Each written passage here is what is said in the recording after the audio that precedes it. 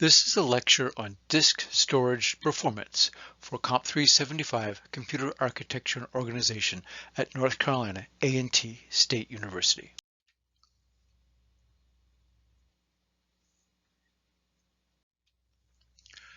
There are many types of storage devices, some rotating, some solid state. Some of the rotating devices are, of course, the hard drive, and they come in all sorts of sizes, typically 2 gigabytes, 2 terabytes or larger these days. Floppy disks are not used much anymore. They were up to 1.4 megabytes. CD-ROMs, typically 600 megabytes or 750 megabytes, and DVDs, which come in two formats of 4.7 gigabytes to 8.5 gigabytes. Today's lecture is about rotating hard drives. A rotating hard drive has a bunch of flat disks that have been machined very smooth, with a mirror-like finish, and then a smooth iron coating has been applied to that outer finish. If you ever see a tape cassette, the same iron material is used on these flat plates. The data is stored on the disk by magnetizing small areas of the iron coating. The disk drives spin very rapidly, and there is a disk arm that rotates in and out of the disk to cover any portion of the disk surface. So it's spinning, and the arm is going in and out. They move rather quickly. We'll talk about the speed shortly, but if you do some calculations, you realize that the relative speed of the surface of the disk to the disk head is about 70 miles an hour. Here is a conceptual image of a disk read-write head. If you remember from physics, if you wrap a wire around a nail and put current through the wire, you'll magnetize the nail. Well, that's the concept we have here, except we've bent the nail around into a U shape with a small gap between the two ends. And that moves quickly across the surface of the disk. Very small amount of gap between the surface and the gap of the magnet. And so as you magnetize that, it magnetizes the thin magnetic film below. Or if you are moving the magnetic film across that gap, you'll generate a magnetic current, which can then be sensed and used to read the disk. Data is written on the disk in concentric circles or tracks, so you can think of the disk surface as having many circles in it. You can't see them because they're magnetic, but all the information is written in concentric circles.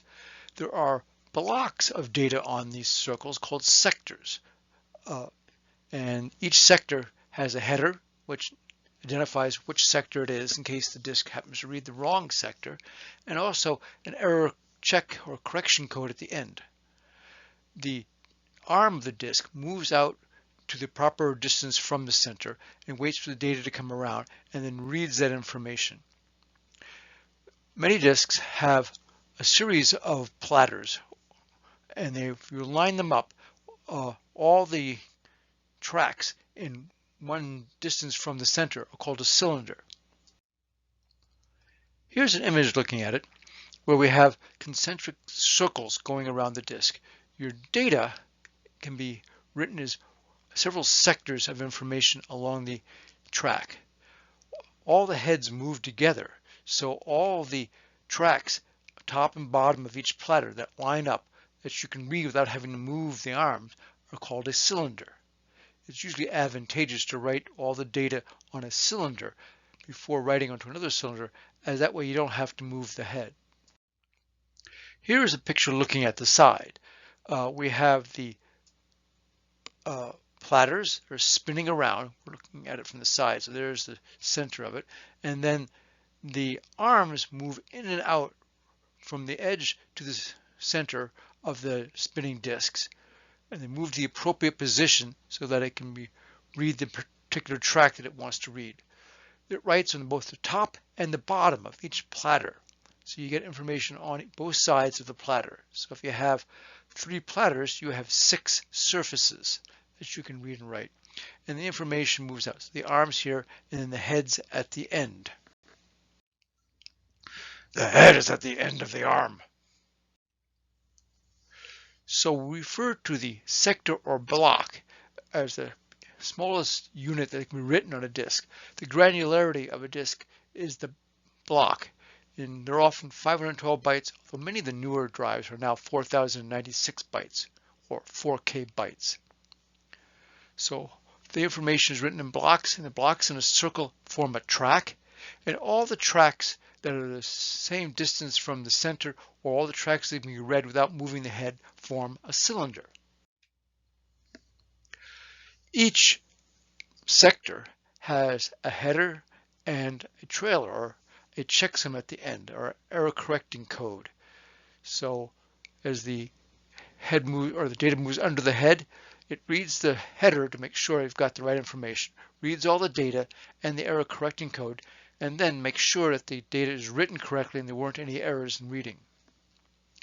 One of the advantages of using the larger 4096 byte blocks is you have fewer headers and fewer error correcting codes, so you can write more data in the same amount of space on the disk.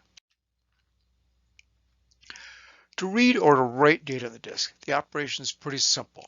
The arm has to move to the proper distance from the center, so it goes out to find the proper track. And then once it gets to the proper track, it has to wait for the disk to spin around for the data to rotate under the read head. And as the data rotates under the read head, it can be read and then passed to the I/O controller and onto the memory and the CPU.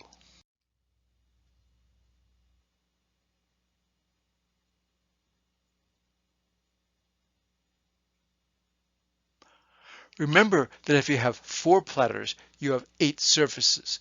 So 8 times 16K, or 128K tracks per surface.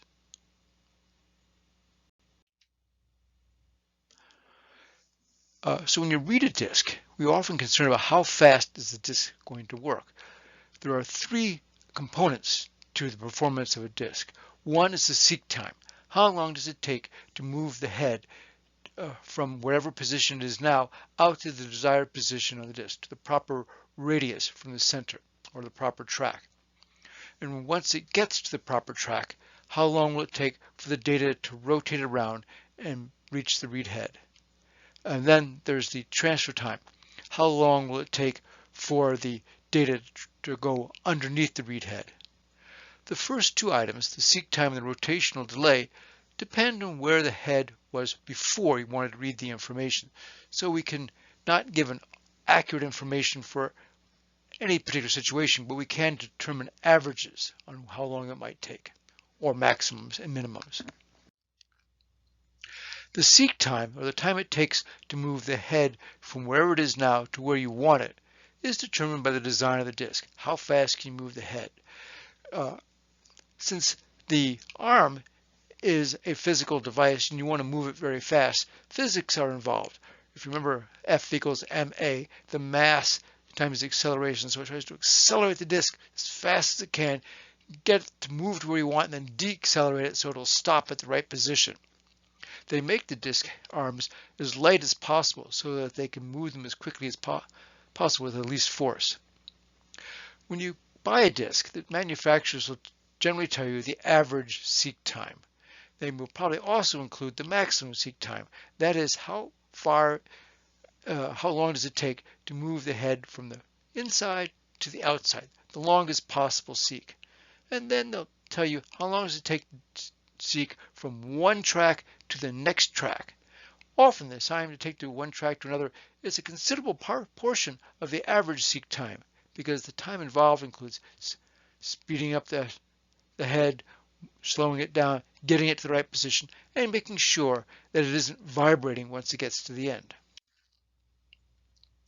When you buy a disk, the manufacturer will tell you how fast the motor is spinning the platters, and that will be measured in revolutions per minute, or RPM.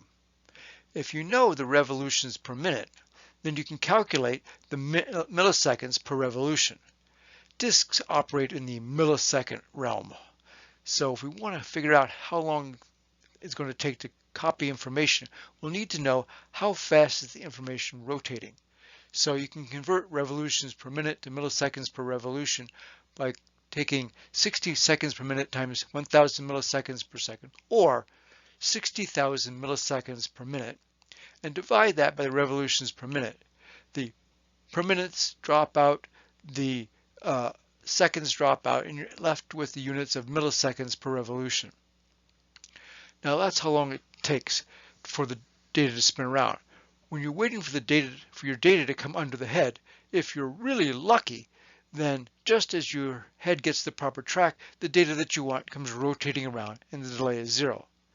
If you're not so lucky, the data you want just passed and you have to wait for it to rotate all the way around. You can get an average case, which would be half a revolution, or 1/2 of the value we just calculated above. Now, if you're reading just one sector, then you don't have to worry about how long it takes from how many sectors you have, but usually files are bigger than one sector. Sectors, of course, depend on the drive, but they're either 512 bytes or 4096 bytes per sector. So you have to calculate how many sectors. Now the disk drive always reads an integer number of sectors. You can't read or write a half sector. So you calculate the number of sectors very easily by taking the file size in bytes and dividing it by the number of bytes per second, which would normally be 4096 bytes per second, or 4K. And then rounding that number up to the nearest integer. You always round up, not down, and don't use a fraction. Always have to round up to the nearest integer size.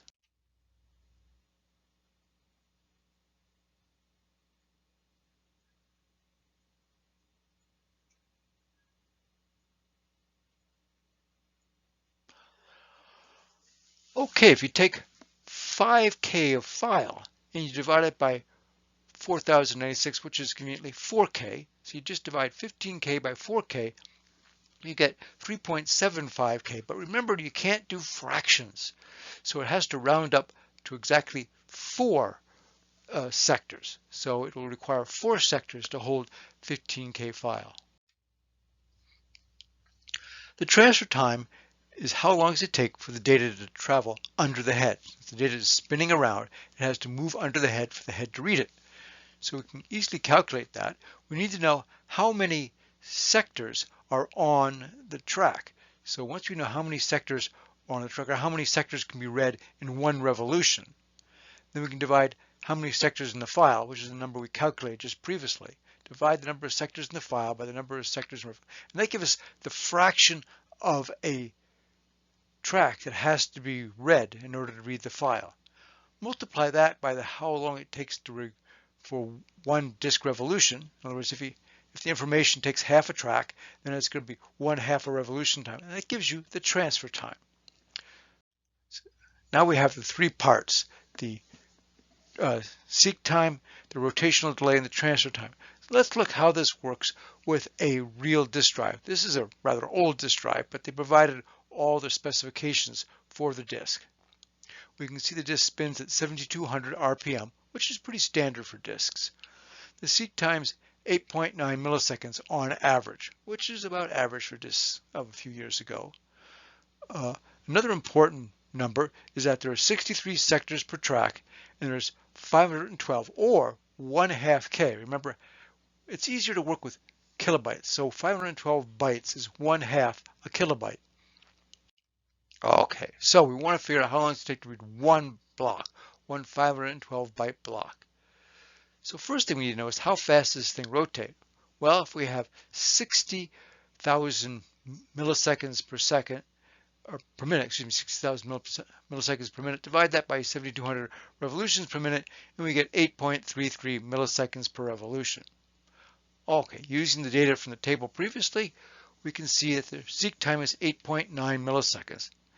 And then the average rotational delay is the rotation time divided by 2, which would be 4.17 milliseconds.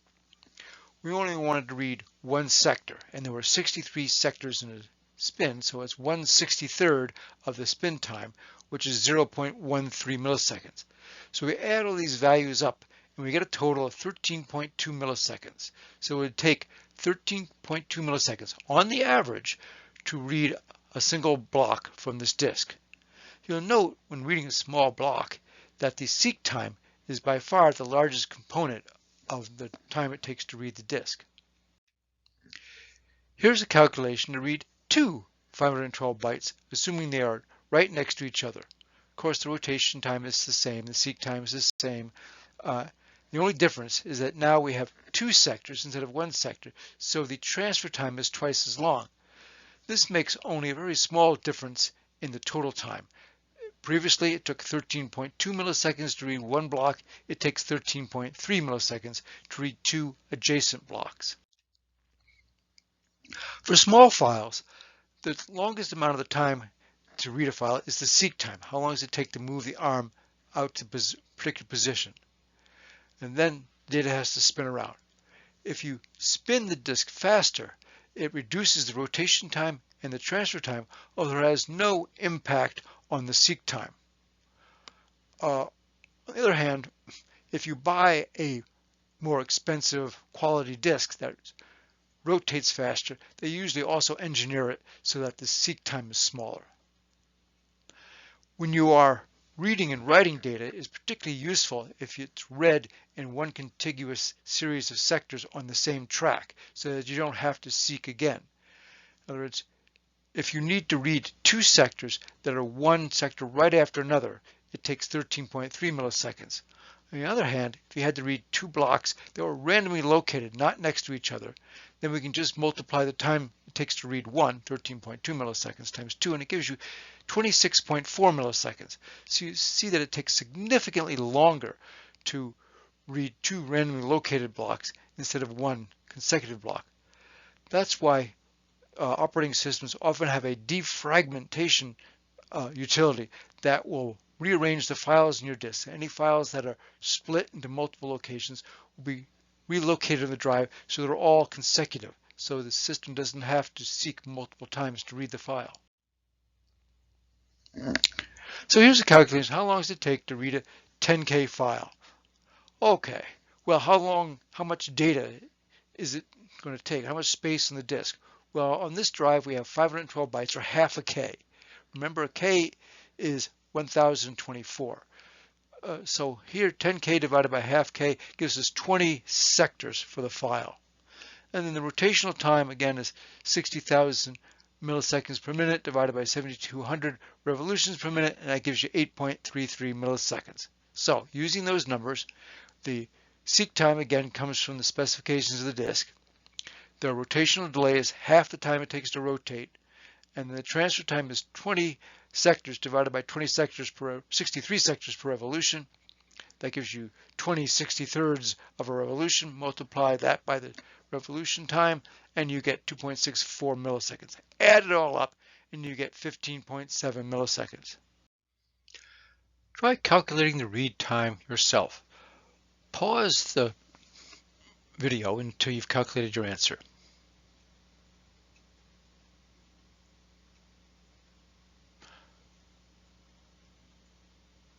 The answer is 7.9 milliseconds. I do want to point out that on a very similar problem a couple of years ago, a student gave me the answer 8.3 times 10 to the 42 seconds. That's longer than the age of the universe. You got to think about your answer before you turn it in. Here's how you calculate the answer to that problem. Okay, first of all, we need to know how many sectors does it take to hold a file. So we calculate that by dividing the size of the file by 4K. It's 4,096 is 4K, so it divides by 4K. It gives us rounding up. We're going to round up so we get 4 sectors. So 4 sectors. We need to know how fast it spins, so it's 60,000 milliseconds per minute divided by 10,000, and you end up with 6 milliseconds per revolution. Okay, the seek time comes from the information given. So we have the seek time. The rotational delay is 1/2 of the number we calculated there. So divide that by 2, you get 3 milliseconds. And then the transfer time is the 4 sectors divided by the 63 sectors per revolution multiplied by the 6 sectors, not the half, the 6 milliseconds. Do that and you get 0.38, or round it off to 0.4, and you add up these values and you get 7.9 milliseconds. That's an average value for reading a 14K file from that disk drive. This is going to be on the test. Problems like this will appear in homework the exam and very likely the final exam. A lot of disks now do not provide the operating system or the users with information exactly about the head, the sectors, the tracks, the disk. Instead, they use a logical block addressing. They number all the sectors from 0 all the way up to a large number, and you provide the disk drive with a number. Say, I want to put this out on block 1027, and it will put it where it belongs. When you read it, it'll be there. That allows the hard drive to position the information as the designer saw best. In real disk drives, the number of tracks differ on different parts of the disk. In other words, if you think about the disk is a big circle, and the tracks on the outside are longer than the tracks on the inside. So you can put more information on the outside than on the inside if you can write information at a fixed number of bits per inch. So there are regions in the disk. The outside region where they can write more data or more sectors per track than the inside where there's fewer sectors per track. And as the heads move from region to region, it adjusts for the different number of sectors per track. That's all calculated now internally by the electronics of the disk drive.